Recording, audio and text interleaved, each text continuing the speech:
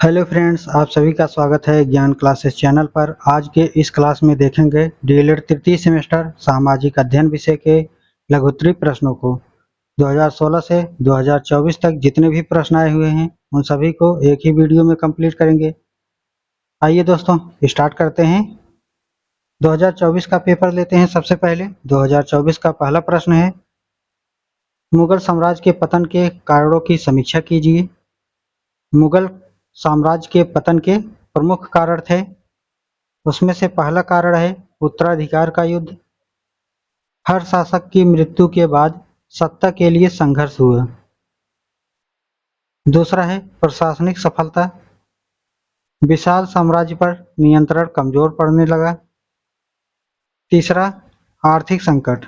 निरंतर युद्धों व विलासिता से खजाना खाली हुआ। तीसरा पॉइंट, प्रांतीय गवर्नरों की स्वायत्तता की प्रवृत्ति। पांचवा पॉइंट, यूरोपीय शक्तियों का आगमन और तकनीकी प्रगति की कमी। ठीक है।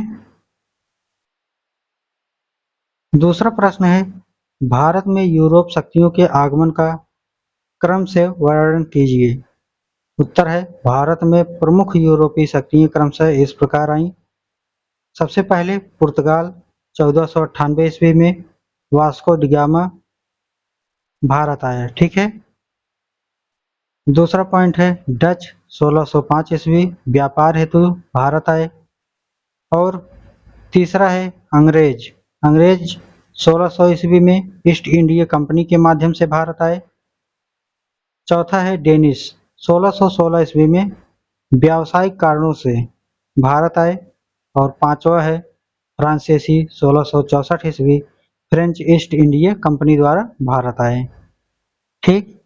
और आगे है प्रश्न संख्या 3, लौह अयस्क कितने प्रकार का होता है? लौह धातु की उपयोगिता बताइए। उत्तर है, लौह अयस्क मुख्य रूप से 3 प्रकार के होते हैं। पहला है हेमाटाइट, दूसरा है मैग्नेटाइट, तीसरा है लिमोनाइट। लौह धातु का उपयोग कहाँ होता है? तो पहला इस्पात निर्माण में, दूसरा रेलवे लाइनों में, तीसरा पुलों के निर्माण में, चौथा औद्योगिक मशीनों में, पांचवा जहाज के निर्माण में। और भी ऐसे बहुत से प्रकार के आप लिख सकते हैं जहां जहां होता है। प्रश्न संख्या 4 है, खनिज संसाधनों के आर्थिक महत्व का विस्तार वर्णन कीजिए। उत्तर हो जाएगा खनिज संसाधनों का आर्थिक महत्व। कौन कौन से महत्व हैं? तो पहला महत्व है उद्योगों को कच्चा माल प्रदान करते हैं। दूसरा, विदेशी मुद्रा अर्जन में सहायक होते हैं। तीसरा, रोजगार के अवसर उत्पन्न करते हैं। चौथा, राष्ट्रीय आय में वृद्धि करते हैं। पांचवा, आधारभूत संरचना जैसे सड़क, रेल आदि के विकास में सहायक होते हैं। आगे देखेंगे प्रश्न संख्या 5। बहुत ही इंपॉर्टेंट क्वेश्चन है दोस्तों, लास्ट तक जरूर बने रहिएगा।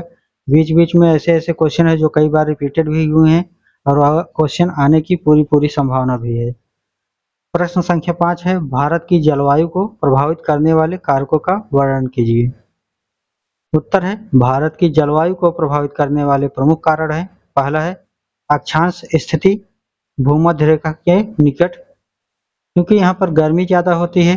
ठीक है, भूमध्य रेखा पर वहाँ वर्षा भी ज्यादा होता है। दूसरा है समुद्र तटीयता, समुद्र के समीप क्षेत्रों में नम व सम जलवायु पाए जाते हैं। तीसरा है पर्वत क्षेत्रीय, जैसे हिमालय ठंडी हवाओं को रोकता है और रोकने के कारण वहां पर वर्षा होती है।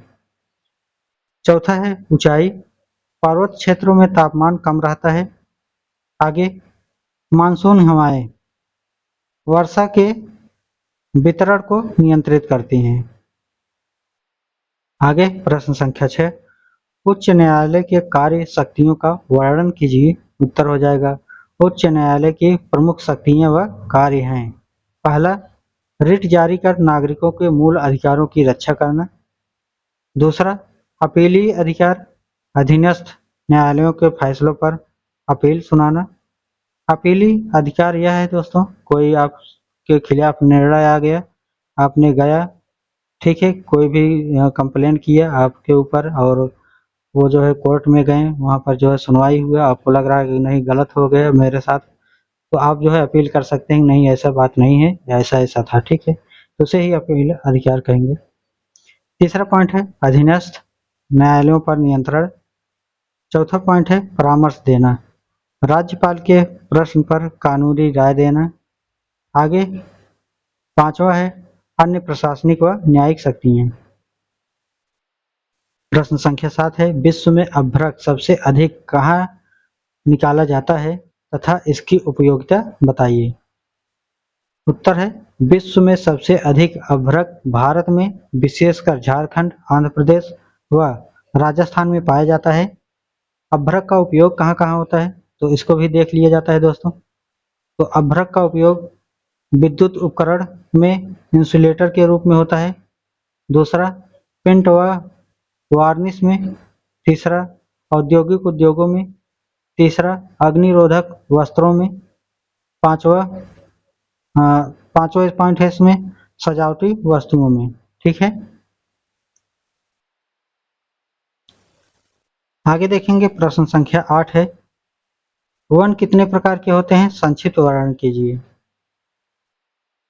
उत्तर वन मुख्यतः 3 प्रकार के होते हैं। कौन कौन से होते हैं तो पहला हो जाएगा उष्णकटिबंधीय सदाबहार वन, घने और सदैव हरे रहते हैं, ठीक।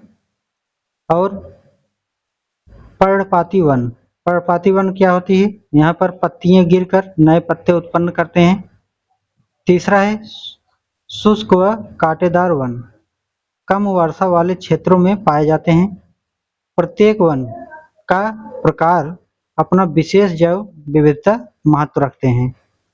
आगे प्रश्न संख्या 9 है ई बैंकिंग से क्या अभिप्राय है, इसके महत्व पर प्रकाश डालिए।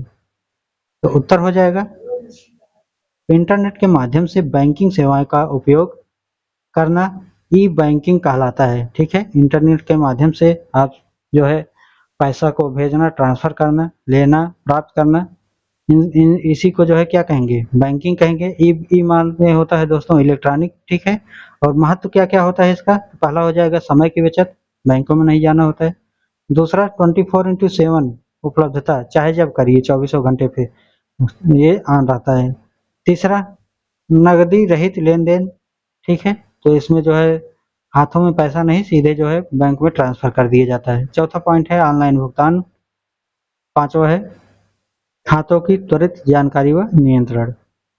प्रश्न संख्या 10 है अप्रत्यक्ष कर से क्या अभिप्राय है, इसके गुणों को समझाइए। तो उत्तर हो जाएगा उपभोक्ता द्वारा वस्तुओं व सेवाओं की खरीद पर अदा किए जाने वाला कर अप्रत्यक्ष कर कहलाता है, ठीक। अगर गुण की बात करें तो गुण क्या क्या होता है तो पहला हो जाएगा कर भार उपभोक्ता पर पड़ता है, ठीक। आपने सामान खरीदा, वहां पर जो है कुछ न कुछ टैक्स पहले से ही लगा रहता है, टैक्स के साथ वो वस्तु आती है और उसमें जुड़ा रहता है पहले से ही। दूसरा संग्रहण सरल। तीसरा राजस्व का मुख्य स्रोत है यह। और चौथा पॉइंट है उत्पाद की कीमत में शामिल होता है। और पांचवा है कर चोरी की संभावना कम होती है इसमें। जब पहले से ही दोस्तों वहां पर सामान में जब बना तभी टैक्स लग गया और आ रहा है आपके पास तो टैक्स पहले से ही चला गया, वहां पर एमआरपी पहले से ही बढ़ गई है। तो यही है 2023 का पेपर लेते हैं। परंपरागत और गैर परंपरागत ऊर्जा के बारे में बताइए और दोनों के उदाहरण दीजिए। जहां पर दोस्तों कठिन लगेगा वहां पर मैं समझाता चलूंगा और आगे बढ़ता चलूंगा, क्योंकि दोस्तों वीडियो बहुत ही ज़्यादा लंबा होगा। अगर इसको लिया जाए सही से तो लगभग 4 से 5 घंटे इसमें लगेंगे। आइए उत्तर हो जाएगा परंपरागत ऊर्जा वे स्रोत हैं जो लंबे समय से प्रयुक्त हो रहे हैं और सीमित मात्रा में उपलब्ध हैं, जैसे कोयला है, पेट्रोलियम है। गैर परंपरागत ऊर्जा जैसे अक्षय और पर्यावरण अनुकूल स्रोत जैसे सौर ऊर्जा हो गया, पवन ऊर्जा हो गया, ठीक। तो सौर ऊर्जा पवन ऊर्जा जानते ही हैं, ये सभी जो है धूप से चलते हैं। सौर ऊर्जा और पवन ऊर्जा जो है, पवन मतलब हवा होता है तो हवा से चलता है, ठीक है। हवा जब तेजी चलती है तो जो चक्र लगा होता है दोस्तों, पंखे लगे होते हैं, वो घूमता है तो उससे जो है करंट पैदा होती है। प्रश्न संख्या 2 है लोकसभा के अध्यक्ष के कार्यों का वर्णन कीजिए। तो उत्तर हो जाएगा लोकसभा के अध्यक्ष के कार्य। पहला हो जाएगा सदन की कार्यवाही का संचालन करना, दूसरा हो जाएगा सदस्यों को बोलने की अनुमति देना, तीसरा हो जाएगा मत विभाजन के समय निर्णायक मत देना, चौथा पॉइंट सदन की मर्यादा बनाए रखना, और पांचवा पॉइंट है समितियों का गठन करना व उनकी देखरेख करना। प्रश्न संख्या 3 है वन कितने प्रकार के होते हैं। ये जो है दोस्तों हम लोग पढ़ चुके हैं, ये रिपीटेड क्वेश्चन है, इंपॉर्टेंट क्वेश्चन है, रिपीटेड भी हो सकते हैं, ठीक है। भारत में वन मुख्यतः 3 प्रकार के होते हैं, उष्णकटिबंधीय सदाबहार वन, हमेशा ये हरे भरे रहते हैं, दूसरा है पर्णपाती वन, पत्तियां गिरा करके नए पत्ते लाते हैं, तीसरा हो जाएगा शुष्क एवं कांटेदार वन, कम वर्षा वाले क्षेत्रों में पाए जाते हैं, जैसे नागफनी हो गए, तो यहाँ पर क्या होता है कम वर्षा होती है और पेड़ जो है कटीले हो जाते हैं वहां पर। चौथा पॉइंट है दोस्तों प्रश्न दक्षिण अमेरिका के प्राकृतिक संसाधनों का वर्णन कीजिए। उत्तर है दक्षिणी अमेरिका के प्राकृतिक संसाधन है, पहला है जैसे खनिज हो जाएगा, खनिज में तांबा और टिन, लोहा अयस्क, पेट्रोलियम, और दूसरा पॉइंट है विशाल जल संसाधन जैसे अमेजन नदी हो गया, ठीक। और तीसरा पॉइंट जैव विविधता है, जैव विविधता में दोस्तों घने वर्षावन, औषधीय पौधे, और चौथा पॉइंट कृषि की बात करें तो यहाँ पर काफी होता है, कोको, सोयाबीन जैसी फसलें होती हैं, और यहाँ पर दोस्तों ठंडी के कारण जो है यहाँ पर मछली संसाधन ये यहाँ पर ज्यादा है, ठीक है। प्रश्न संख्या 5 है महाद्वीपीय किसे कहते हैं, ठीक। तो उत्तर क्या होगा महाद्वीपीय किसे कहेंगे। पृथ्वी के विशाल भूभाग जो समुद्र के अलग बड़े खंड के रूप में स्थित हैं और उन्हें प्रायद्वीप कहते हैं। विश्व में 7 महाद्वीप हैं, एशिया, यूरोप, अफ्रीका, उत्तरी अमेरिका, दक्षिणी अमेरिका, ऑस्ट्रेलिया और अंटार्कटिका। आगे प्रश्न संख्या 6 है शिवाजी के शासन प्रबंध का संक्षिप्त परिचय दीजिए। उत्तर हो जाएगा शिवाजी के शासन प्रबंध संगठित और सुदृढ़ था, पहला अस्थायी राजधानी रायगढ़ थी, और दूसरा पॉइंट है इसमें मंत्रिमंडल अष्टप्रधान की स्थापना, और तीसरा पॉइंट है कर व्यवस्था में चौथी और सरदेशमुखी कर लागू करना, और यहाँ पर पांचवा है सशक्त नौसेना का विकास, और यहाँ पर पांचवा पॉइंट दिया गया है दोस्तों किलों का प्रबंधन और सुरक्षा व्यवस्था, ठीक। प्रश्न संख्या 7 है अकबर ने धार्मिक सहिष्णुता के बढ़ाने के लिए क्या क्या किया है। जो अकबर हैं दोस्तों उन्होंने धार्मिक सहिष्णुता को बढ़ाने के लिए क्या क्या कदम उठाए, आइए देखते हैं। उत्तर हो जाएगा दोस्तों हेडिंग डाल करके लिख सकते हैं अकबर ने धार्मिक सहिष्णुता को बढ़ाने के लिए कार्य, और इसमें पहला लिख सकते हैं जजिए कर समाप्त कर दिए गए, ठीक है। और दूसरा पॉइंट है दीन ए इलाही नामक धार्मिक आंदोलन शुरू कर दिए गए। तीसरा पॉइंट इबादत खाना की स्थापना कर विभिन्न धर्मों के विद्वानों को आमंत्रित किया, और चौथा पॉइंट है हिंदू राजपूतों से वैवाहिक संबंध बनाए, पांचवा है धार्मिक मामलों में उदार नीति अपनाई। प्रश्न संख्या 8 दिए गए है मुगल साम्राज्य के पतन के कारणों की समीक्षा कीजिए। तो आइए समीक्षा किया जाता है दोस्तों साथ मिलकर के। उत्तर क्या होगा मुगल साम्राज्य के पतन के प्रमुख कारण थे। तो कौन कौन प्रमुख कारण थे, तो पहला हो जाएगा उत्तराधिकार युद्ध, ठीक। उत्तराधिकार मतलब क्या होता है दोस्तों बताइएगा, ठीक। शासन करने के लिए जो अपने आप को गद्दी पर बैठाना, ठीक, उसके लिए जो है क्या होता है संघर्ष हो जाता है गद्दी को प्राप्त करने के लिए। दूसरा पॉइंट है प्रशासनिक ढांचों की कमजोरी, और तीसरा पॉइंट है आर्थिक संकट और खजाना खाली होना, ये भी जो है कारण होता है, ठीक है। जब खजाना ही खाली हो जाएगा तो क्या लड़ेंगे, ठीक है। चौथा पॉइंट है प्रांतीय शासकों की स्वायत्तता की प्रवृत्ति, पांचवा पॉइंट है यूरोपीय शक्तियों का आगमन, ठीक, और नई तकनीकी का अभाव। जब यूरोपीय शक्तियों का आगमन हो जा रहा है दोस्तों और वहां पर जो है नई नई तकनीकी नहीं है, उसकी कमी है, तो कैसे आप लड़ पाएंगे। प्रश्न संख्या 9 है, जल संसाधन से आप क्या समझते हैं? तो उत्तर क्या होगा? जल संसाधन का अर्थ पृथ्वी पर उपलब्ध विभिन्न प्रकार के जल स्रोत जैसे नदियां, झीलें, तालाब, भूजल और वर्षा जल जो सिंचाई, पेयजल, उद्योग, बिजली उत्पादन और अन्य उपयोगों के लिए प्रयुक्त होते हैं। ठीक है, उसे ही जल संसाधन कहेंगे। प्रश्न संख्या 10 है, जनपद स्तर पर कौन कौन से न्यायालय होते हैं, इनका विवरण लिखिए। तो उत्तर हो जाएगा जनपद स्तर पर मुख्य न्यायालय पहला जिला न्यायालय होता है, सिविल एवं आपराधिक मामलों की सुनवाई करता है। ठीक, जिले में होता है, हर जिले में। ठीक, और अगला पॉइंट है अतिरिक्त जिला न्यायालय, विशेष मामलों का निपटारा यहाँ पर किया जाता है। तीसरा है सिविल न्यायालय, जो संपत्ति विवाद के बारे में सुलझाते हैं। मुख्य न्यायालय, ठीक, मुख्य न्यायिक मजिस्ट्रेट का न्यायालय, इसमें क्या होता है, सामान्य आपराधिक जो मामले होते हैं उनकी यहाँ पर सुनवाई होती है। और 2022 का पेपर लेंगे। 2022 का पहला प्रश्न है। दोस्तों वीडियो को जो है शेयर कर दीजिएगा अपने सभी दोस्तों को, पहली बार आए तो सब्सक्राइब कर लीजिएगा। आइए आगे बढ़ते हैं, ये कर लीजिएगा दोस्तों। ठीक है, आइए प्रश्न संख्या 1 है, शेरशाह की शासन व्यवस्था का उल्लेख कीजिए। तो उत्तर हो जाएगा शेरशाह ने सुशासन के लिए प्रभावी सुधार किए, जिसमें पहला पॉइंट है सुव्यवस्थित भूमि सुधार व माप प्रणाली लागू करना। दूसरा पॉइंट है सीधे किसान से कर वसूली करना। तीसरा पॉइंट है सड़क निर्माण जैसे ग्रांड ट्रंक रोड का निर्माण करवाना। ठीक, और चौथा पॉइंट है चौकी व सरायों की व्यवस्था। पांचवा पॉइंट है ईमानदार अफसरों की नियुक्ति और प्रशासन में अनुशासन लागू करना। इन सभी को पॉइंट वाइज लिखिएगा, नहीं तो आप जो है वैसे भी विस्तार करेंगे इसका पॉइंट पॉइंट डाल करके तो बहुत ज़्यादा लंबा हो जाएगा।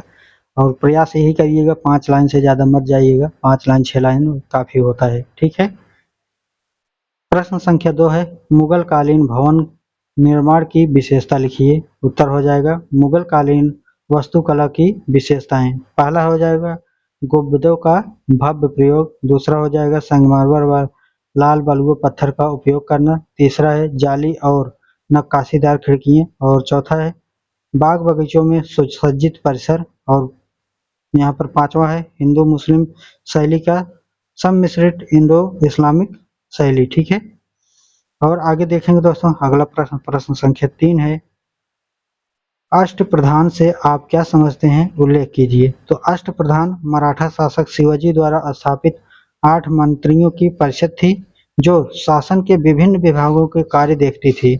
इसके प्रमुख सदस्य थे पेशवा, आमर्त, सचिव, मंत्री, सुमंत और सेनापति, न्यायाधीश और पंडित राव। ठीक, यहाँ पर प्रश्न संख्या 4 है इलाहाबाद की संधि की प्रमुख धाराएं क्या थी। उत्तर है पहला पॉइंट 1765 में मुगल बादशाह आलम द्वितीय और अंग्रेजों के बीच हुई। दूसरा पॉइंट है बंगाल, बिहार और उड़ीसा की दीवानी राजस्व वसूली का अधिकार ईस्ट इंडिया कंपनी को मिला। तीसरा पॉइंट है बादशाह को वर्ष में 26 लाख रुपए पेंशन मिलने लगा। और यहाँ पर अवध के नवाब को रक्षा में सहायता दी गई। ठीक है, आगे है प्रश्न संख्या 5 वेलेजली की सहायता से संधि के क्या उद्देश्य थे। ठीक, वेलेजली की सहायता संधि के उद्देश्य क्या थे। तो उत्तर हो जाएगा पहला पॉइंट भारतीय रियासतों को अंग्रेजों पर निर्भर बनाना।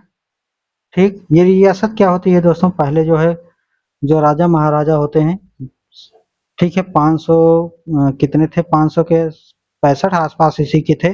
ठीक है, तो जो है यहाँ पर जो है शासन करते थे राजा महाराजा, उसी को कहते हैं। ठीक है, आगे दूसरा पॉइंट है फ्रांसीसी प्रभाव को रोकना। तीसरा पॉइंट है अस्थायी ब्रिटिश सेना की तैयारी के बहाने से नियंत्रण को बढ़ाना। और चौथा पॉइंट है साम्राज्य विस्तार को सुरक्षित करना। और पांचवा पॉइंट है रियासतों की स्वतंत्रता को सीमित करना। आगे प्रश्न संख्या 6 है कार्नवालिस द्वारा किए गए सुधारों का उल्लेख कीजिए। तो उत्तर पहला प्रशासनिक सुधार, सिविल सेवा में ईमानदार अफसर नियुक्त करना। जैसे पहला हो जाएगा न्यायिक सुधार के लिए क्या करना है, तो न्यायिक सुधार के लिए यहाँ पर दीवानी व फौजदारी अदालतों की स्थापना करना, और भूमि सुधार के लिए क्या करना है, तो अस्थायी बंदोबस्त लागू कर निश्चित किए, ठीक है। और चौथा पॉइंट है भ्रष्टाचार पर नियंत्रण के प्रयास किए गए ताकि जो है भ्रष्टाचार कम हो। प्रश्न संख्या 7 है विलियम पेंटिंग द्वारा किए गए सामाजिक सुधारों का उल्लेख कीजिए। तो उत्तर हो जाएगा पहला पॉइंट सती प्रथा 1829 में रोक लगाई। दूसरा है ठगी प्रथा का उन्मूलन। तीसरा पॉइंट है पश्चिमी शिक्षा को बढ़ावा देना। और चौथा है इसमें दोस्तों भारतीय समाज में सुधारवादी दृष्टिकोण का प्रचार। और पांचवा पॉइंट है विधवाओं की दशा सुधारने के लिए प्रयास किए गए। आगे प्रश्न संख्या 8 है फौजदारी और दीवानी मामले में क्या अंतर है, स्पष्ट कीजिए। तो फौजदारी क्या होता है और दीवानी क्या होता है, इसी को समझना है। तो आइए देखते हैं। उत्तर हो जाएगा फौजदारी मामले अपराध से जुड़े होते हैं, जैसे हत्या हो गई, चोरी हो गई, हिंसा करना हो गया, इनमें से दोषी को दंड दिया जाता है। जबकि दीवानी मामले संपत्ति से रिलेटेड होती हैं, जैसे जमीन हड़प लेना, परिवार या व्यापारिक विवादों से जुड़े रहना, ठीक है, उसको जो है क्या करना है, इसको जो है बझा करके रखना। और इसको जो सुलह समझौता और ये सब जो होती हैं किसी के जमीन को कब्जा कर लेना, वहां पर जो है दीवानी मामले का रिकॉर्ड होता है, ठीक है। आगे जिनमें हर्जाना या अधिकार का निर्धारण किया जाता है, कितना रुपए हर्जाना देना है, ठीक है, ये जो है अधिकार में अधिकार के हिसाब से जितना जिसको लगता है किया जाता है। प्रश्न संख्या 9 है देश की प्रगति के लिए आयात निर्यात दोनों आवश्यक हैं। आखिर क्यों ऐसा है दोस्तों कि आयात निर्यात दोनों जो है आवश्यक हैं। तो आयात क्या होता है, निर्यात क्या होता है, ये जान लीजिए सबसे पहले। आयात आयात मतलब आ रहा है, तो क्या आ रहा है, जो आप अपनी वस्तु बना रहे हैं भारत में, वो जो है जब बेचेंगे दूसरे बाहर के देशों में, तो वह जो बाहर के देश वाले पैसा देंगे, तो पैसा जो है अपने देश में आएगा, भारत में आएगा, उसी को कहेंगे आयात। और निर्यात, निर्यात माने होता है जो आप कोई बाहर का देश है वो जो है सामान बनाया, सामान ले जाकर के भारत में बेचा, और जो पैसा पाया लेकर के अपने देश चला गया, मतलब जो पैसा चला गया उसी को क्या कहेंगे, निर्यात कहेंगे, ठीक है। उत्तर में पहला पॉइंट है निर्यात से विदेशी मुद्रा मिलती है, ठीक है। दूसरा पॉइंट है आयात से नई तकनीकी और कच्चा माल आता है। तीसरा पॉइंट है वैश्विक प्रतिस्पर्धा से उद्योगों में सुधार होता है। और चौथा पॉइंट है रोजगार के अवसर बढ़ते हैं। पांचवा पॉइंट है व्यापार संतुलन बनाए रखना संभव होता है। प्रश्न संख्या 10 है 12वीं पंचवर्षीय योजना के प्रमुख प्रावधानों का उल्लेख करिए। तो यहाँ पर उत्तर है पहला पॉइंट उच्च और समावेशी विकास पर बल। दूसरा पॉइंट है कृषि व ग्रामीण विकास को प्राथमिकता। तीसरा पॉइंट है शिक्षा व स्वास्थ्य सेवाओं में सुधार। चौथा पॉइंट है ऊर्जा सुरक्षा पर ध्यान। पांचवा पॉइंट है गरीब और बेरोजगारी में कमी। और छठवां पॉइंट है महिला सशक्तिकरण व पर्यावरण संरक्षण पर जोर। 2021 का पेपर देखेंगे। 2021 का पहला प्रश्न मुगल कालीन चित्रकला पर प्रकाश डालिए। उत्तर हो जाएगा मुगल कालीन चित्रकला फारसी, भारतीय और पारसियन शैलियों का सुंदर मिश्रण थी। इनमें दरबारी जीवन, शिकार, युद्ध, प्राकृतिक और प्रेम प्रसंगों को दर्शाया गया। अकबर, जहांगीर, शाहजहां के समय में यह अपने उत्कर्ष पर पहुंची। चित्रों में रंगों का सूक्ष्म उपयोग और जीवंतता प्रमुख विशेषता थी। प्रश्न संख्या 2 है बाबर द्वारा लड़े गए 4 युद्धों के नाम लिखिए। तो बाबर जो 4 युद्ध लड़े थे उन्हीं का नाम लिखना है। तो आइए एक एक करके देखते हैं। पहला युद्ध लड़ा था दोस्तों बाबर ने पानीपत का प्रथम युद्ध, और यह जो है 1526 में लड़ा गया। खानवा का युद्ध लड़ा गया 1527 में। चंदेरी का युद्ध 1528 में। घाघरा का युद्ध 1529 में लड़ा गया, ठीक है, बाबर ने लड़ा था। प्रश्न संख्या 3 है मनसबदारी व्यवस्था से आप क्या समझते हैं। तो उत्तर हो जाएगा मनसबदारी व्यवस्था मुगल प्रशासन की एक सैन्य एवं नागरिक व्यवस्था थी जिनमें अधिकारी की पद, वेतन और सैन्य जिम्मेदारी मनसब। मनसब माने होता है दोस्तों पद जिस पर आशित होते हैं, ठीक है, पद द्वारा होती है। मनसबदार से निश्चित संख्या में सैनिक रखने और घोड़े की उपलब्धता कराने की अपेक्षा की जाती थी, ठीक है। प्रश्न संख्या 4 है, परमाणु ऊर्जा से क्या समझते हैं? भारत की किन्हीं 4 परमाणु ऊर्जा के नाम लिखिए। तो यहाँ पर उत्तर हो जाएगा परमाणु ऊर्जा वह होती है जो परमाणु विखंडन या संलयन से उत्पन्न होती हैं। भारत के प्रमुख परमाणु ऊर्जा उत्पादक केंद्र है, जैसे तारापुर है, ये महाराष्ट्र में है। दूसरा है रावत भाटा जो राजस्थान में है। तीसरा पॉइंट है कुंडन कुलम, ठीक है, जो तमिलनाडु में है। और चौथा है कलपक्कम जो तमिलनाडु में है। आगे प्रश्न संख्या 5 है, मृदा किसे कहते हैं? भारत में पाई जाने वाली किन्हीं 4 मिट्टियों का संक्षेप में उल्लेख कीजिए।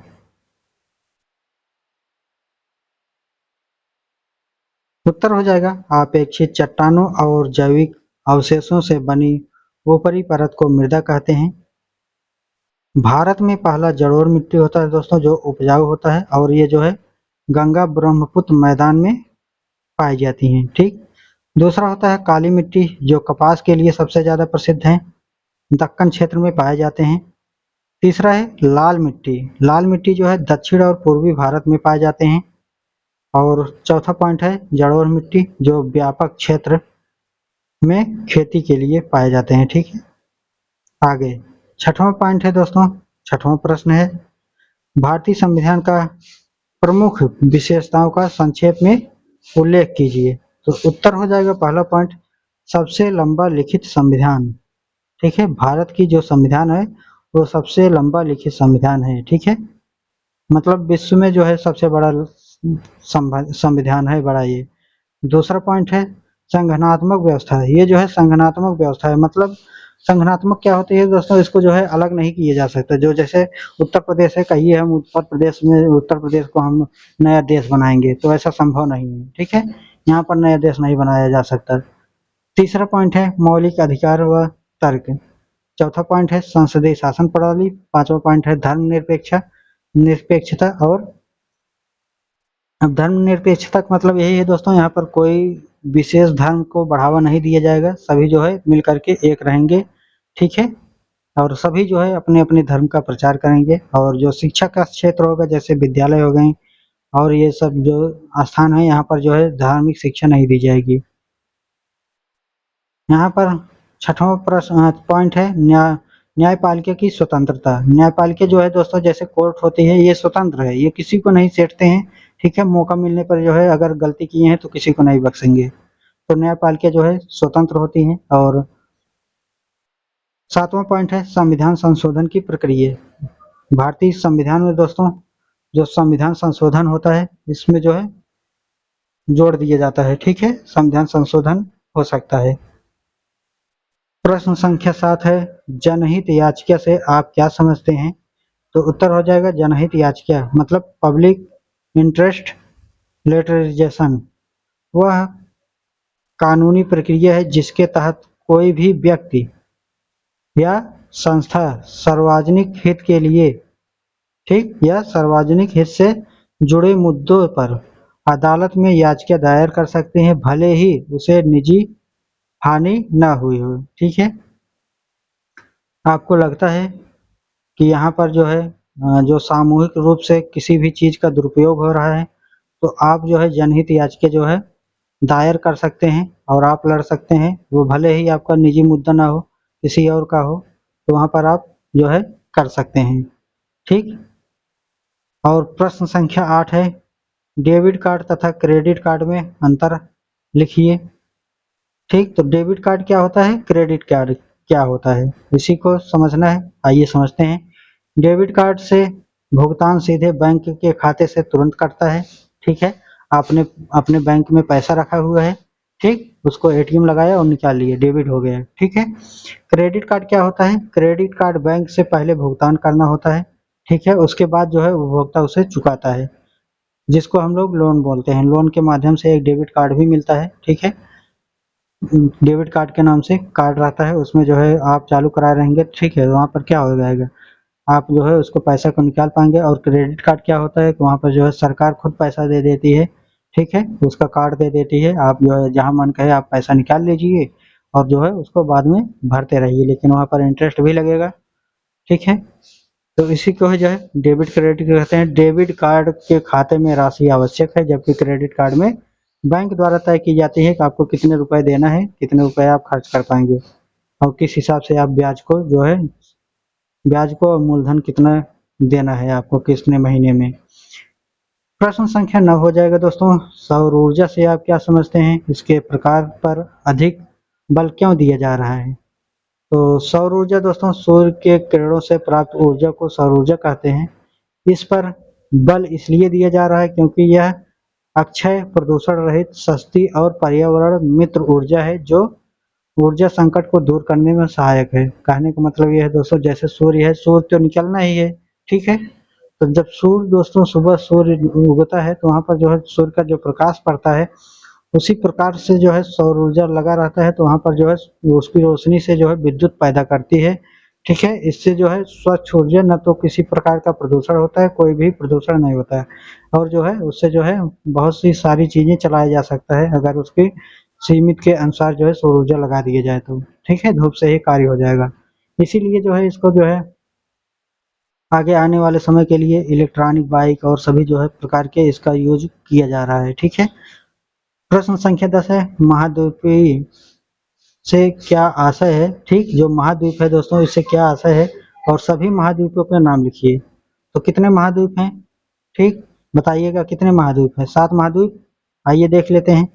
पृथ्वी के विशाल भूभाग जिन्हें महासागर अलग करते हैं, ठीक है, जो महासागर हैं दोस्तों वो अलग करते हैं, महाद्वीप कहलाते हैं। 7 महाद्वीप होते हैं, जैसे एशिया महाद्वीप, यूरोप, अफ्रीका महाद्वीप, उत्तरी अमेरिका, दक्षिणी अमेरिका और ऑस्ट्रेलिया और अंटार्कटिका, ठीक। अब आगे देखेंगे 2020 का पेपर, मराठों के पतन के कारणों का उल्लेख कीजिए। उत्तर हो जाएगा मराठों के पतन के मुख्य कारण थे, पहला आपसी फूट और नेतृत्व में मतभेद, दूसरा है केंद्रीय सत्ता का अभाव, तीसरा है अंग्रेजों के साथ असफल युद्ध, चौथा पॉइंट है संगठनात्मक कमजोरी, पांचवा पॉइंट है आर्थिक संसाधनों की कमी, छठवां पॉइंट है पेशवा व्यवस्था का कमजोर पड़ना, ठीक। आगे प्रश्न संख्या 2 है, लॉर्ड विलियम बेंटिक का काल सुधारों का काल था, स्पष्ट कीजिए, ठीक। तो उत्तर क्या होगा, आइए देखते हैं दोस्तों। लॉर्ड विलियम बेंटिक ने कई सुधार किए, पहला सती प्रथा पर प्रतिबंध लगाया, ठीक, और दूसरा ठगी प्रथा का अंत किए, तीसरा पॉइंट अंग्रेजी शिक्षा को बढ़ावा देकर आधुनिक शिक्षा की नींव रखी, और चौथा पॉइंट सामाजिक कुरीतियों को दूर करने का प्रयास किया, जिससे उसे सुधारों का काल कहा जाता है, ठीक। लॉर्ड विलियम को क्या कहा जाता है, लॉर्ड विलियम बेंटिक को सुधारों का काल कहा जाता है, ठीक है। काफी अच्छा प्रयास किए दोस्तों, सती प्रथा जैसे कुरीतियां जो है यहाँ पर दूर किए गए, ठीक है, आए अंग्रेजों ने और दूर किए, ठीक है। और प्रश्न संख्या 3 है, राजा राम पर संक्षिप्त टिप्पणी लिखिए। उत्तर हो जाएगा राजा राम छत्रपति शिवाजी के छोटे पुत्र थे और 1689 में मराठा साम्राज्य के शासक बने। औरंगजेब से संघर्ष करते हुए अंग्रेजों ने गद्दी संभाली और मराठा शक्ति को जीवित रखा। उन्होंने गुप्त राजधानी जिंजी बनाई, ठीक है, और मराठा सैन्य शक्ति को संगठित किए, ठीक है। तो ये जो इन्होंने गुप्त राजधानी बनाई थी, क्या बनाई थी, ये थोड़ा सा कंफर्म कीजिएगा, जिंजी बनाई ये क्या था, ठीक है, कमेंट में हमको बताइएगा, ठीक है। आगे प्रश्न संख्या 4 है, डच कौन थे, इनका भारत में आगमन कब और क्यों हुआ। तो उत्तर हो जाएगा डच नीदरलैंड हॉलैंड के व्यापारी थे। ये 1605 ईस्वी में भारत आए। इनका उद्देश्य भारतीय मामलों और कपड़ों का व्यापार करना था। इन्होंने पत्तन नगरों में व्यापारिक केंद्र स्थापित किए, पर बाद में अंग्रेजों ने प्रतिस्पर्धा में हरा दिए, ठीक है। अंग्रेजों ने जो है अच्छा सा कार्य किए, प्रदर्शन किए और जो है इनको हरा दिए डच वालों को। ठीक है, आगे प्रश्न संख्या 5 है, सौर ऊर्जा से आप क्या समझते हैं, इसके विकास पर अधिक बल क्यों दिया जा रहा है। ये फिर रिपीटेड क्वेश्चन है, स्किप करते हैं दोस्तों इसको। ठीक है, आगे प्रश्न संख्या 6 है, मौसम तथा जलवायु से आप क्या समझते हैं। तो मौसम अल्पकालिक स्थिति है, जैसे तापमान, वर्षा व हवाएं कुछ घंटों या दिनों के लिए। जलवायु किसी क्षेत्र की दीर्घकालिक औसत मौसमी स्थिति होती है जो वर्षों के आंकड़ों से तय हो जाती है। ठीक है, तय होती है। प्रश्न संख्या 7 है, पर्यावरण मित्रता क्या है, समझाइए। ठीक है, पर्यावरण और मित्रता, ठीक है, तो क्या होती है। पर्यावरण मित्रता का अर्थ है ऐसे कार्य तकनीकों का अपनाना जिससे पर्यावरण को कम से कम हानि पहुंचे या पहुंचे ही न, जैसे पुनर्चक्रण, हरित ऊर्जा का उपयोग, प्रदूषण नियंत्रण। इसका उद्देश्य प्रकृति संरक्षण करना है। ठीक है, पर्यावरण को और कैसे बचाया जा सकता है, तो जो हम लोगों के लिए दोस्तों बिजली उत्पन्न होती है कोयले से उत्पन्न होती है, और कोयला का बहुत ज़्यादा प्रयोग होता है कहीं कहीं हर जगह। ठीक है, पेट्रोल, ईंधन, ये सभी जो है प्रयोग में हो रहे हैं, प्रदूषण ही हो रहा है। इसके लिए दोस्तों क्या करना है, सौर ऊर्जा का प्रयोग करना है। धीरे धीरे आगे प्रयोग होगा तो जो है प्रदूषण कम होगा। आगे देखेंगे, प्रश्न संख्या 8 है, परिवार न्यायालय का क्या अर्थ है, इसका मुख्य उद्देश्य क्या है। तो उत्तर हो जाएगा, परिवार न्यायालय ऐसे विशेष न्यायालय होते हैं जो विवाह, तलाक, भरण पोषण, बाल संरक्षण आदि पारिवारिक मामलों का निपटारा करते हैं। मुख्य उद्देश्य क्या होता है, शीघ्र और सहज मैत्रीपूर्ण पर्यावरण में विवादों का समाधान करना है। आगे प्रश्न संख्या 9 है, लोकसभा की प्रमुख शक्तियां कौन सी हैं। उत्तर है पहला पॉइंट, कानून बनाने की शक्ति। ठीक, लोकसभा क्या कर सकती है, कानून बना सकती है। दूसरा है बजट व वित्तीय का अधिकार, बजट पास कर सकती है। तीसरा पॉइंट है अविश्वास प्रस्ताव ला करके मंत्रिपरिषद को हटाया जा सकता है। ठीक है, और चौथा है प्रश्न पूछकर सरकार को उत्तरदायी बनाना। पांचवा है राष्ट्रपति के चुनाव में भाग लेना। ठीक, जो लोकसभा है वो राष्ट्रपति के चुनाव में भाग ले सकते हैं। प्रश्न संख्या 10 है, ई बैंकिंग क्या है, स्पष्ट कीजिए। ये जो है फिर रिपीट क्वेश्चन हुआ है दोस्तों, इसके स्किप कर रहे हैं क्योंकि बहुत अच्छे से समझ लिए हैं, या आइए एक बार समझ लेते हैं।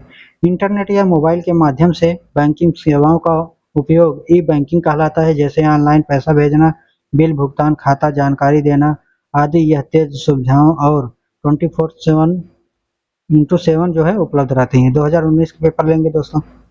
2019 का पहला प्रश्न है, शाहजहां के काल को मुगल काल का स्वर्ण युग क्यों कहते हैं।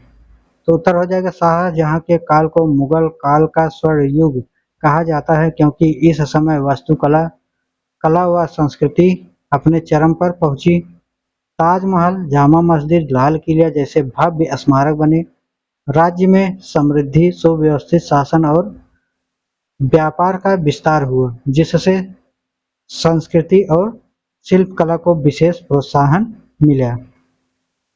प्रश्न संख्या 2 है, औरंगजेब की धार्मिक नीतियों के क्या परिणाम हुए। तो उत्तर हो जाएगा, औरंगजेब की कट्टर धार्मिक नीतियों के परिणाम स्वरूप हिंदू प्रजा में असंतोष बढ़ा। जजिया कर लगाने और मंदिरों को तोड़ने से हिंदुओं मुस्लिमों में एकता कमजोर हो गई। राजपूत, जाट, सिख और मराठों के विद्रोह तेज हुए, जिससे साम्राज्य की शक्ति और अस्थायित्व प्रभावित हुई। प्रश्न संख्या 3 है, पानीपत के तृतीय युद्ध में मराठों की पराजय के कारणों का उल्लेख कीजिए। तो उत्तर क्या हो जाएगा, मराठों की पराजय के कारण थे, पहला राजनीतिक की कमी और कुशल नेतृत्व का अभाव। दूसरा है अहमद शाह अब्दाली की संगठित सेना। तीसरा पॉइंट है मराठों की आपसी फूट। और चौथा पॉइंट है रसद की कमी, और रसद मतलब जो खाद्य सामग्री होती है उसकी कमी हो गई। और लंबा युद्ध खींचना, लंबा युद्ध खींच जाएगा दोस्तों तो हर प्रकार की हानि हो जाएगी। पांचवा पॉइंट है उत्तर भारतीय शासकों का समर्थन न मिलना। ठीक है, आगे देखेंगे प्रश्न संख्या 4, शिवाजी के केंद्रीय शासन व्यवस्था की विशेषताएं क्या थी? तो उत्तर हो जाएगा शिवाजी के शासनकाल की व्यवस्था की विशेषताएं निम्न थी। तो पहला हो जाएगा अष्टप्रधान नामक मंत्रिपरिषद, दूसरा हो जाएगा न्यायिक, वित्तीय, सैनिक विभागों का पृथक प्रबंधन, तीसरा है किसानों से सीधे कर वसूल करना, और चौथा पॉइंट है किलों और प्रशासनिक इकाइयों का सशक्त नियंत्रण, और पांचवा पॉइंट है अनुशासन युक्त सेना। ठीक, सेना को अनुशासन में रखा जाता था। पांचवा प्रश्न है कोयला हमारे लिए किस प्रकार उपयोगी है, स्पष्ट करिए। तो कोयला पर दोस्तों कहाँ कहाँ उपयोग किया जाता है वही लिखना है। तो लिख सकते हैं उत्तर डाल करके, कोयला ऊर्जा का प्रमुख स्रोत है, इससे बिजली उत्पन्न, रेलवे इंजन, औद्योगिक भट्टियां, इस्पात, सीमेंट उद्योग में ईंधन के रूप में उपयोग होता है। यह देश की अर्थव्यवस्था को मजबूती देता है और रोजगार के अवसर भी बढ़ाता है। ठीक है, तो देख सकते हैं दोस्तों मध्य प्रदेश जो है वहाँ पर जो है कोयला जो है निकलता है। ठीक है, छत्तीसगढ़ में निकलता है। तो यहाँ से जो है क्या होती है, सबसे ज़्यादा जो है कोयला जाता है, विदेशों में भी जाता है, यहाँ पर भी जाता है। ठीक है, तो यहाँ पर जो है बिजली उत्पन्न किया जाता है इसी से। प्रश्न संख्या 6 है किन्हीं दो संचार साधनों के नाम लिखिए और उनकी उपयोगिता का उल्लेख कीजिए। तो उत्तर हो जाएगा पहला मोबाइल फोन, त्वरित बातचीत करने के लिए, तुरंत बातचीत करने के लिए, संदेश भेजने के लिए, इंटरनेट उपयोग करने के लिए। दूसरा पॉइंट है internet, email, video call, online शिक्षा और व्यापार के लिए उपयोगी। दोनों साधन सूचनाओं को तेज, सुलभ और विश्व स्तर पर पहुंचाने में सहायक होते हैं। ठीक है, सातवां प्रश्न है दोस्तों आधुनिक अर्थव्यवस्था में बैंकिंग का क्या महत्व है, लिखिए। तो उत्तर हो जाएगा बैंक धन जमा कर रखने, ऋण देने, लेन देन की सुविधा और डिजिटल भुगतान में मदद करते हैं। ये आर्थिक विकास, व्यापार विस्तार, उद्यमिता और उद्यमिता को क्या करते हैं, जो उद्यमिता लोग हैं दोस्तों, उद्यमी लोग हैं, उनको जो है प्रोत्साहित करते हैं और निवेश के माध्यम से देश की वित्तीय स्थिति को बढ़ाते हैं। ठीक है, वित्तीय मतलब होता है दोस्तों जो अर्थव्यवस्था होती है उसको बढ़ाने में मदद करते हैं। प्रश्न संख्या 8 है उच्चतम न्यायालय का न्यायाधीश बनने के लिए क्या क्या योग्यताएं होनी चाहिए। तो उच्चतम न्यायालय के न्यायाधीश बनने के लिए दोस्तों क्या क्या करना होता है, क्या क्या जो है सर्टिफिकेट होना चाहिए, तो आइए देखते हैं। पहला चीज तो होना चाहिए दोस्तों भारत का नागरिक होना आवश्यक है। दूसरा है उच्च न्यायालय में कम से कम 5 वर्ष तक न्यायाधीश रह चुके हों। और तीसरा पॉइंट है किसी उच्च न्यायालय में 10 वर्ष तक वकीली के पद पर रहे हों। ठीक है, वकालत कर रहे हों। और चौथा पॉइंट है राष्ट्रपति के मत में विधि का विशिष्ट ज्ञाता होना चाहिए, तभी जो है दोस्तों यहाँ पर जो है बन पाएंगे। प्रश्न संख्या 9 है यदि आपको संसद में किसी विषय पर कानून बनवाना चाहें या ठीक है कानून बनवाना हो तो क्या करेंगे। तो उत्तर होगा मैं संबंधित सांसद से संपर्क कर उस विषय पर चर्चा करूंगा, ज्ञापन, जनमत और मीडिया के माध्यम से विषय को प्रमुखता दूंगा, सांसद में प्रश्न या निजी विधेयक लाने का आग्रह करूंगा जिससे उस पर विचार हो और कानून बने। यही तो हुआ है दोस्तों एसएससी वालों के साथ। ठीक है, रेलवे के साथ जितनी भी जो है इक्विटी जो संस्था आई हुई है, ठीक है, टीसीएस के जगह पर यहाँ पर दोस्तों धरना दिए गए, देख रहे हैं वहाँ पर जो है रोकने का प्रयास किया गया आवाज न उठाने जाने के लिए पार्लियामेंट में, वहाँ पर जो है ठीक है तभी तो विधेयक पास होगा, तभी तो जो है वहाँ पर इसको हटाया जाएगा या सुधार किया जाएगा। ठीक है, आगे प्रश्न संख्या 10 है केंद्र सरकार की आय के स्रोत का वर्णन कीजिए। जो केंद्र सरकार है दोस्तों उसको आय कहाँ कहाँ से प्राप्त होती है, आइए देखते हैं। केंद्र सरकार की आय के प्रमुख स्रोत हैं, पहला है प्रत्यक्ष कर। ठीक, तो यहाँ पर दूसरा पॉइंट है प्रत्यक्ष कर जिसको जीएसटी के माध्यम से लिया जाता है। सीमा शुल्क, ठीक है, जहाँ पर सीमा शुल्क होता है जैसे उत्तर प्रदेश हो गया, जैसे बॉर्डर आती है वहाँ पर लिया जाता है। ठीक है, गैर कर राजस्व जैसे डाक हो गया, रेल हो गया, रक्षा उत्पादन हो गया। ठीक है, और ब्याज हो गया दोस्तों, सार्वजनिक उद्यमों से लाभ जो होता है उसको ले लिया जाता है, कुछ परसेंट टैक्स जीएसटी देख ही रहे हैं, लगभग 30% लिया जाता है, 28%। ये आय के विकास, रक्षा और शिक्षा, स्वास्थ्य व अन्य योजनाओं के लिए जो है आवश्यक होता है। आगे 2018 का पेपर देखेंगे। 2018 का पहला प्रश्न है, पानीपत का तृतीय युद्ध कब हुआ, इसके क्या परिणाम हुए। तो उत्तर हो जाएगा, पानीपत का तृतीय युद्ध जो है 14 जनवरी 1761 को मराठों और अहमद शाह अब्दाली के बीच हुआ। परिणाम स्वरूप मराठों की भारी हार हुई। ठीक, उसका उत्तर जो है, भारत पर नियंत्रण कमजोर पड़ गया।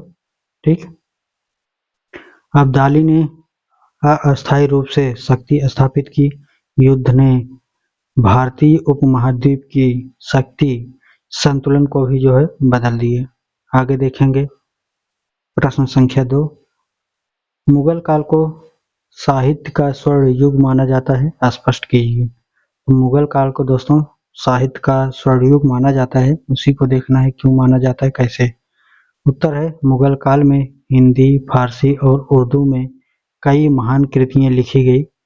अकबर के दरबार में अब्दुल फजल अहमद ए अकबारी और अकबरनामा लिखी। तुलसीदास ने रामचरितमानस की रचना की। इसके अलावा जो है उन्होंने कविता लिखी। इतिहास लेखन और अनुवाद का कार्य जो है बहुत खूबी से किया इन्होंने। ठीक है, अनुवाद को जो है बदला चेंज किए संस्कृत से अवधि में। इसे जो है साहित्य का स्वर्ण युग भी कहा जाता है। ठीक है, प्रश्न 3 है, बक्सर के युद्ध का वर्णन कीजिए। तो उत्तर हो जाएगा, बक्सर का युद्ध 22 अक्टूबर 1764 को अंग्रेजों और बंगाल के अवध व मुगल सेना के बीच हुआ। अंग्रेजों के कमांडर हेक्टर मुनरो ने मीर कासिम, शुजाउद्दौला और शाह आलम द्वितीय की संयुक्त सेना को हराया और इस युद्ध से बंगाल पर अंग्रेजों का अधिकार और भी मजबूत हो गया। प्रश्न संख्या 4, उष्ण मरुस्थलीय प्रदेशों से क्या समझते हैं, इनका विस्तार किन महाद्वीपों में है। तो उत्तर हो जाएगा, उष्ण मरुस्थलीय प्रदेश वे क्षेत्र हैं जहां वर्षा बहुत कम होती है और तापमान अधिक रहता है। ये मुख्यतः उत्तरी अमेरिका, मोहवी दक्षिणी अमेरिका, आटाकामा अफ्रीका, सहारा एशिया, अरब और ऑस्ट्रेलिया के अंदरूनी भागों में ये जो है इसका विस्तार है। ठीक है, प्रश्न संख्या 5 है, शक्ति के साधन के रूप में पेट्रोलियम पर निबंध लिखिए। ठीक है, तो आइए देखते हैं।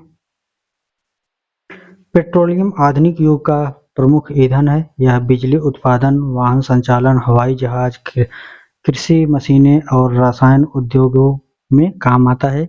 इसकी मदद जो है कहाँ से होती है दोस्तों, तो इसकी मदद से औद्योगिक विकास, आर्थिक प्रगति और ऊर्जा सुरक्षा सुनिश्चित होती है। इसीलिए इसे जो है काला सोना के नाम से भी जाना जाता है। आगे प्रश्न संख्या 6 है, वन संरक्षण क्या है और इसके उपाय को जो है बताना है। ठीक है, तो उपाय को जो है सुझाइए। तो उत्तर हो जाएगा, वन संरक्षण का अर्थ होता है वनों को नष्ट होने से बचाना और उनका संरक्षण करना। उपाय की बात करेंगे दोस्तों, तो वन को कैसे संरक्षित कर पाएंगे, जहाँ पर ज़्यादा ढलान होगी वहाँ पर वृक्षारोपण कर दीजिए। ठीक है, तो वहाँ पर जो है जड़ें जो है मजबूत हो जाएंगी, मिट्टी कटाव कम होगा। ठीक है, और वृक्षारोपण को जो है क्या करना है, बढ़ाना है, काटना नहीं है। अंधाधुंध कटाई को रोक लगा देना है। तीसरा पॉइंट है, जन जागरूकता अभियान चलाना है। ठीक है, और यहाँ पर चौथा पॉइंट है, वनों के वैज्ञानिक प्रबंधन को अपनाना है, ताकि जो है दोस्तों जब वैज्ञानिक तरीके से पेड़ों को लगाया जाएगा और वहाँ पर रक्षा की जाएगी। ठीक है, अलग अलग वैरायटी की लगाई जाएगी तो जो है पेड़ जल्दी बड़े होंगे और जो है इससे जो है ऑक्सीजन का भी जो है लगातार बढ़ेगा। ठीक है, प्रश्न संख्या 7 है, वे कौन से विभिन्न तरीके हैं जिनके द्वारा लोकसभा केंद्रीय मंत्रिपरिषद पर नियंत्रण रखती है। तो उत्तर हो जाएगा, पहला प्रश्नकाल में प्रश्न पूछकर, दूसरा हो जाएगा अविश्वास प्रस्ताव ला करके, तीसरा हो जाएगा बजट और धन विधेयक पास न कराना, और चौथा है निंदा प्रस्ताव। विशेष चर्चा के माध्यम से ये तरीके मंत्रिपरिषद को जो है उत्तरदायी बनाए रखते हैं। ठीक है, आगे बात करेंगे प्रश्न संख्या 8 पर। भारत में जनहित याचिका का आरंभ कब हुआ? जनहित याचिका के 2 लाभ लिखिए। तो उत्तर हो जाएगा भारत में जनहित याचिका अर्थात आईपीएल, जिसको हम लोग पिल भी बोलते हैं, ठीक, की शुरुआत 1980 के दशक में हुई। और लाभ की बात करें दोस्तों, गरीबी और जो गरीबी लोग हैं, ठीक है, जो गरीब के लोग हैं, जो गरीबी से जूझ रहे हैं और जो असहाय वर्ग के लोग हैं, उनको जो है न्याय दिलाना होता है, ठीक है। दूसरा पॉइंट है पर्यावरण और सार्वजनिक हितों से जुड़े मामलों में कोर्ट की सीधी जो है हस्तक्षेप से त्वरित समाधान, ठीक है। आगे प्रश्न संख्या 9 है, राजकोषीय नीति के उपकरण अथवा विधियों की संक्षिप्त में वर्णन करना है, ठीक है। तो यहाँ पर देखेंगे उत्तर को। पहला पॉइंट है नीति कर, ठीक है। राजकोषीय जो नीति है उसमें सबसे पहला पॉइंट है नीति कर, और कर बढ़ाकर या घटाकर अर्थव्यवस्था को नियंत्रित करना होता है।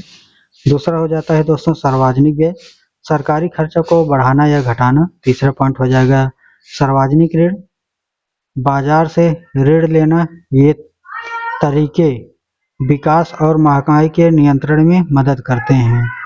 आगे बात करेंगे प्रश्न संख्या 10, उत्तर प्रदेश सरकार की आय के स्रोत का उल्लेख कीजिए, ठीक है। तो उत्तर प्रदेश में जो आय के स्रोत है, कहाँ कहाँ से पैसा जाता है सरकार के पास, वही उसी को बताना है। तो यहाँ पर क्या हो जाएगा, तो उत्तर प्रदेश सरकार की आय के मुख्य स्रोत हैं। पहला राज्य जीएसटी के माध्यम से जो है यहाँ पर पैसा जाता है। दूसरा हो जाएगा उत्पादन शुल्क, जैसे शराब, ठीक है। तो इसीलिए तो स्कूल बंद करके देख ही रहे हैं दोस्तों, ठीक है, ताकि जो है सरकार जो है क्या करे, शराब जो है ठेके खोले और वहां से जो है आय कमाए, ठीक है। आगे केंद्र सरकार से अनुदान, और यहाँ पर दोस्तों स्टाम्प शुल्क भी लगता है, ठीक है। कहीं कुछ भी कराना होता है तो जो है स्टाम्प लगता है, तो वहाँ पर जाएंगे तो जो है तहसीलों पर, तो वहाँ पर जो है लगता है, तो वो भी जो है कर लगता है, जितने भी प्रकार के होते हैं। भूमि राजस्व, जैसे भूमि को खरीदेंगे बेचेंगे या कुछ भी करेंगे तो वहाँ पर आय लगेगा। और पांचवा है टैक्स लग जाता है। और यहाँ पर पांचवा केंद्र सरकार से अनुदान जो है मिलती है, और ये जो है ये राज्य की विकास की योजनाओं और सेवाओं के लिए जरूरी होते हैं, ठीक है, ताकि जो है विकास हो सके। 2017 का पेपर लेंगे दोस्तों, 2017 का पहला प्रश्न। और बढ़ते हैं दोस्तों पहले प्रश्न पर, लेकिन वीडियो को जो है शेयर करते चलिएगा, पहली बार है सब्सक्राइब करके रखिएगा। अष्टप्रधान कौन थे? तो उत्तर हो जाएगा अष्टप्रधान मराठा शासक शिवाजी द्वारा स्थापित 8 मंत्रियों की परिषद थी, जो शासन के विभिन्न विभागों का कार्य देखती थी। इसमें प्रमुख थे पेशवा, आमर्त, सचिव, मंत्री, सेनापति, सुमंत, पंडित राव और न्यायाधीश और न्यायाध्यक्ष। दूसरा है हैदर अली कौन था? तो उत्तर हो जाएगा हैदर अली मैसूर राज्य का शक्तिशाली शासक था, जिसने 1761 से 1782 तक राज्य किए, ठीक है। वह कुशल सेनापति और सुधारवादी था, जिसने अंग्रेजों से 2 युद्ध भी लड़े और मैसूर को एक सशक्त राज्य बनाया। प्रश्न संख्या 3 है, सहायक संधि की प्रमुखता की शर्तें बताइए। तो उत्तर हो जाएगा पहला पॉइंट, भारतीय रियासतों को अंग्रेजी सेना रखनी होती थी, सेना के खर्च का वहन रियासत करती थी। तीसरा पॉइंट है अन्य किसी यूरोपीय शक्ति से संधि की अनुमति नहीं थी, ठीक है। और चौथा पॉइंट है आंतरिक प्रशासन में अंग्रेज हस्तक्षेप कर सकते थे। आंतरिक प्रशासन मतलब यही होता है दोस्तों, जो राज्य में जिसका शासन चल रहा है वहां पर अंग्रेजी लोग जो है हस्तक्षेप कर सकते हैं कि ये कैसे कार्य हो रहा है और कैसे करना चाहिए, ठीक है। प्रश्न संख्या 4 है, अकबर के नवरत्नों के नाम लिखिए। तो अकबर के जो नवरत्न थे उनके नाम लिखना है, तो आइए देखते हैं। उत्तर हो जाएगा अकबर के नवरत्न थे, पहला है अबुल फजल, दूसरा हो जाएगा फैजी, तीसरा हो जाएगा तानसेन, बीरबल, राजा टोडरमल, राजा मानसिंह, अब्दुल रहीम खान ए खाना, मुल्ला दो प्याजा और फकीर हाजीउद्दीन, ठीक है। आगे प्रश्न संख्या 5 है, बैरकपुर के सैनिक विद्रोह के बारे में आप क्या जानते हैं, वर्णन कीजिए। तो 1824 में बैरकपुर छावनी पश्चिम बंगाल में ये है, जो 47वीं नेटिव इन्फेंट्री विद्रोह की यह कारण था कि जो बम युद्ध में समुद्र पार जाने का आदेश जो था वो धार्मिक आस्था के विरुद्ध था। विद्रोह का दमन हुआ और सैनिकों को जो है कठोर दंड दिए गए। ठीक है, और ये जो है आगे बढ़ के दोस्तों 1857 की क्रांति से भी जो है 57 क्रांति जो हुई थी उससे भी संबंधित होगा बैरकपुर छावनी। ठीक है, आगे प्रश्न संख्या 6 है, कोयले के विभिन्न प्रकार बताइए। तो उत्तर हो जाएगा कोयले के 4 प्रमुख प्रकार हैं। पहला हो जाएगा एंथ्रासाइट, जो उच्च गुणवत्ता वाला होता है। ठीक है, जिसमें दोस्तों जो जलाने पर जो है वहां पर धुएं जो है नहीं निकलेंगे। दूसरा होता है बिटुमिनस कोयला, जो उद्योग में प्रयुक्त होता है। उद्योग जैसे किसी उद्योग कल कारखानों में जो किसी प्रकार का यूज हो रहा है तो वहां पर जो है इसका प्रयोग होता है बिटुमिनस का। तीसरा पॉइंट है लिग्नाइट, जल में अधिक नमी होती है, नमी के कारण इसका। और चौथा पॉइंट है पीट कोयला। ठीक है, ये सबसे निम्न गुणवत्ता वाला होता है, इसको इसमें धुआं ही धुआं निकलता है जलाने पर। प्रश्न संख्या 7 है, भारत में सूचना प्रौद्योगिकी उद्योग प्रमुख रूप से बेंगलुरु में स्थित है, कारण बताइए। ठीक है, तो जो भारत में सूचना प्रौद्योगिकी उद्योग है बेंगलुरु में स्थित है, इसका कारण क्या है और क्यों दूसरे जगह नहीं हुआ है। तो आइए कारण देखते हैं दोस्तों क्या क्या। तो यहाँ पर पहला हो जाएगा कुशल तकनीक जनशक्ति की उपलब्धता। दूसरा हो जाएगा अनुकूल जलवायु। तीसरा हो जाएगा बेहतर बुनियादी ढांचा। चौथा हो जाएगा सरकारी प्रोत्साहन और निवेश। पांचवा हो जाएगा वैश्विक आईटी कंपनियों की उपस्थिति। ठीक है, और प्रश्न संख्या 8 है, मानव संसाधन से क्या तात्पर्य है। तो उत्तर हो जाएगा मानव संसाधन का अर्थ है किसी देश की जनसंख्या का वह भाग जो शिक्षा, स्वास्थ्य और कौशल के माध्यम से आर्थिक और सामाजिक विकास में योगदान करता है। आगे देखेंगे प्रश्न संख्या 9, राज्य सूची व समवर्ती सूची के प्रमुख विषय बताइए। तो उत्तर हो जाएगा राज्य सूची दोस्तों हेडिंग डाल करके पुलिस, स्वास्थ्य, कृषि, स्थानीय शासन। समवर्ती सूची में कौन कौन आएंगे, शिक्षा आ जाएगा, वन आ, समवर्ती सूची में दोस्तों शिक्षा तीनों में आता है। ठीक है, तीनों में आ जाएगा। ठीक, आगे विवाह हो गया, तलाक हो गया, दिवालियेपन हो गया। दिवालियेपन उसको कहते हैं जो दोस्तों सबसे ज्यादा कर्ज ले लेता है। ठीक है, उसको दिवालियेपन बोला जाता है। श्रम कल्याण आदि दोनों सूचियां केंद्र और राज्य की शक्तियों का निर्माण करती हैं। प्रश्न संख्या 10 है, बैंकों के राष्ट्रीयकरण से आप क्या समझते हैं। तो उत्तर हो जाएगा बैंक के राष्ट्रीयकरण का अर्थ है निजी बैंकों को सरकार के नियंत्रण में लेना। भारत में 1969 से 1980 में राष्ट्रीयकरण हुआ, जिससे ग्रामीण क्षेत्र बैंकिंग सेवा पहुंची, कृषि उद्योग को ऋण मिलने लगा और अर्थव्यवस्था में अस्थायीपन आ गया। ठीक है, अब दोस्तों लास्ट पेपर है 2016 तक, अगर अभी तक बने हैं तो इसको भी जो है पूरा कंप्लीट कर लीजिएगा, क्योंकि दोस्तों क्वेश्चन जो है कहाँ से आ जाएगा कोई भरोसा नहीं है और रिपीटेड होते रहते हैं। ठीक है, तो अभी तक बने हैं तो लास्ट तक बने रहिएगा, पहली बार है सब्सक्राइब कर लीजिएगा, बेल आइकन दबाइएगा ताकि जो है नोटिफिकेशन भी जैसे ही वीडियो डालूं मिलता रहे। ठीक है, तो आइए, सभी वीडियो ऑफलाइन होती है दोस्तों, इसलिए जो है वेट मत करिएगा, जैसे जैसे वीडियो डालते हैं देखते रहिएगा। लाइव नहीं पढ़ा रहा हूँ इस समय, जैसे ही पेपर नजदीक आएगा तो जो है जरूर मैं लाइव आऊंगा। ठीक है, पहला प्रश्न है, पानीपत के युद्ध में बाबर विजय के क्या कारण थे। तो उत्तर हो जाएगा बाबर की विजय के प्रमुख कारण थे, पहला है तुलुगमा और तोपखाने का कुशल प्रयोग। दूसरा है इब्राहिम लोदी की कमजोर रणनीति। तीसरा है बाबर की संगठित और उत्साही सेना। और चौथा पॉइंट है तकनीकी में श्रेष्ठता और नेतृत्व की क्षमता। प्रश्न संख्या 2 है, अकबर ने धार्मिक सहिष्णुता को बढ़ाने के लिए क्या क्या किए। तो उत्तर हो जाएगा सबसे पहले तो दोस्तों जजिए कर समाप्त कर दिया अकबर ने। और दूसरा पॉइंट है इबादत खाना इबादत खाना की स्थापना कर विभिन्न धर्मों के विद्वानों को आमंत्रित किया। और तीसरा पॉइंट है दीन ए इलाही स्थापना की। चौथा पॉइंट है हिंदू राजाओं को उच्च पदों पर नियुक्ति किया। पांचवा पॉइंट है विवाह संबंध बनाकर सांस्कृतिक एकता को बढ़ाया।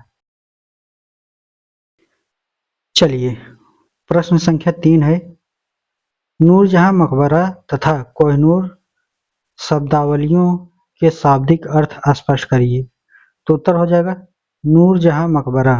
नूरजहां का अर्थ होता है दुनिया की रोशनी और मकबरा का अर्थ होता है कब्र पर बना स्मारक।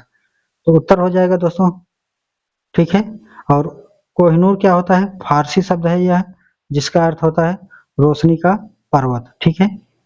आगे देखेंगे प्रश्न संख्या 4 शिवाजी के शासन प्रबंध के विषय में लिखिए। उत्तर हो जाएगा शिवाजी ने अष्टप्रधान नामक मंत्री परिषद बनाई, प्रशासनिक इकाइयों का विभाजन किया, किसानों से सीधे कर वसूले, सेना को संगठित रखा, किले की सुरक्षा बढ़ाई और धार्मिक सहिष्णुता की नीति अपनाई। शासन में अनुशासन और दक्षता पर विशेष ध्यान दिया गया। प्रश्न संख्या 5 है लोहा कितने प्रकार का होता है, हमारे जीवन में धातुओं का उपयोग बताइए, ठीक है। तो क्या होता है लोहा का कितने प्रकार के होते हैं, ये तो हम पढ़ चुके हैं। आइए देखते हैं। लोहा मुख्यतः 3 प्रकार का होता है, कच्चा लोहा, ढलुआ लोहा और इस्पात लोहा। धातुओं का अगर उपयोग की बात करें दोस्तों तो ये जो है कहाँ पर उपयोग होता है, ये सभी तो भवन में होता है, औद्योगिक कोई मशीन है उसमें लगा रहता है लोहे की चीजों में, ठीक है।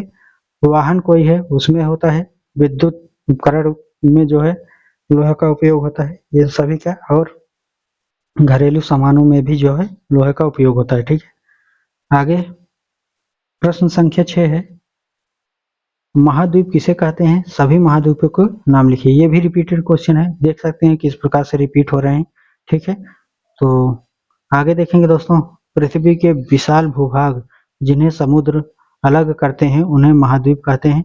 7 महाद्वीप होते हैं, पहला है एशिया, दूसरा है यूरोप, तीसरा है अफ्रीका महाद्वीप, चौथा है उत्तरी अमेरिका, पांचवा है दक्षिणी अमेरिका, ऑस्ट्रेलिया और अंटार्कटिका, ठीक है। आगे प्रश्न संख्या 7 है संचार का अर्थ स्पष्ट करते हुए संचार के विभिन्न साधनों का उपयोग बताइए। तो उत्तर हो जाएगा विचारों, सूचनाओं और संदेशों के आदान प्रदान को संचार कहते हैं। अगर साधन की बात करें तो टेलीफोन, ठीक है। ये भी रिपीटेड क्वेश्चन है, त्वरित बातचीत करने के लिए मतलब तुरंत बातचीत कर सकते हैं। दूसरा इंटरनेट, ठीक है। ऑनलाइन फॉर्म भरने के लिए, पढ़ाई करने के लिए, ठीक है। व्यापार करने के लिए, सूचना देने के लिए जो है इंटरनेट का उपयोग होता है। तीसरा है समाचार पत्र, मोबाइल पर जो है समाचार पत्र पढ़ सकते हैं, ठीक है। न्यूज़ देख सकते हैं, टीवी देख सकते हैं, ठीक है। और टीवी में दोस्तों मनोरंजन शिक्षा आता है तो मोबाइल में भी जो है इसका प्रयोग कर सकते हैं, ठीक है। आगे प्रश्न संख्या 8 है बढ़ती हुई जनसंख्या से हम किस प्रकार प्रभावित होते हैं स्पष्ट करिए। तो उत्तर हो जाएगा बेरोजगारी बढ़ती है, दूसरा है प्राकृतिक संसाधनों पर दबाव बढ़ता है, तीसरा है आवास, स्वास्थ्य और शिक्षा समस्याएं बढ़ती है, चौथा है पर्यावरण प्रदूषण बढ़ता है, पांचवा है जीवन स्तर पर नकारात्मक प्रभाव पड़ता है। आगे है प्रश्न संख्या 9 निम्नलिखित के विषय में लिखिए, ठीक है। तो उत्तर हो जाएगा पहला पॉइंट भारत के प्रथम राष्ट्रपति का नाम डॉक्टर राजेंद्र प्रसाद। दूसरा है भारत के प्रधानमंत्री का नाम है पंडित जवाहरलाल नेहरू, ठीक है। और ये जो दिया गया था दोस्तों निम्नलिखित विषय लिखने के लिए ये जो है यहाँ पर लिखा गया था पहले से और ये जो है लिखना है, ठीक है। तो तीसरा पॉइंट है भारत के कुल राज्यों की संख्या, तो वर्तमान में इस समय जो है 28 है, ठीक है। 28 राज्य और 8 केंद्र शासित प्रदेश हैं इस समय। चौथा है उत्तर प्रदेश के कुल जनपदों की संख्या कितनी है, तो वर्तमान में 75 जिले हैं उत्तर प्रदेश में। लास्ट वाला प्रश्न है दोस्तों सरकार पर जनता नियंत्रण कैसे रख सकती है, बिंदुवार राय दीजिए, ठीक है। तो सरकार पर जो जनता है दोस्तों वो नियंत्रण कैसे रख सकती है, ठीक है। आइए देखते हैं। तो उत्तर हो जाएगा बिंदुवार राय। तो पहला है चुनाव के माध्यम से जनप्रतिनिधियों को चुनना, ठीक है। तो जो चुनाव होता है उसी समय दोस्तों तय करना होता है। आप उनकी भावनाओं से पिछले रिकॉर्ड से चेक कर सकते हैं कि जो बोला जाता है करते हैं या नहीं करते हैं, ठीक है? उसको देख करके जो है चुना जा सकता है। दूसरा पॉइंट है मीडिया व सोशल मीडिया से आवाज़ उठा करके। तीसरा पॉइंट है जनहित याचिका दायर करके, विरोध प्रदर्शन और रैलियों के माध्यम से जो है इनको जो है हटाया जा सकता है, ठीक है? प्रश्न पूछ करके और ज्ञापन दे करके लोकतंत्र को मजबूत रखते हैं। वीडियो को लाइक शेयर सब्सक्राइब तीनों कर दीजिएगा। लाइक करने के बाद नीचे दोस्तों ऑप्शन आएगा हाइप का, उस पर कर देंगे तो दोस्तों जो है वीडियो को दूसरों को भी जो है हेल्प हो जाएगी देखने के लिए, ठीक है? तो मिलते हैं दोस्तों नेक्स्ट वीडियो में। वीडियो जो है ऑफलाइन ही अपलोड होती है, इसलिए पूरा वीडियो जो है लाइव के चक्कर मत पड़िएगा दोस्तों, ठीक है? लाइव नहीं आती है, इसलिए आप जो है इसको पूरा कंप्लीट देख लीजिए करिए जैसे ही अपलोड हो जाए, ठीक है? मिलते हैं नेक्स्ट वीडियो।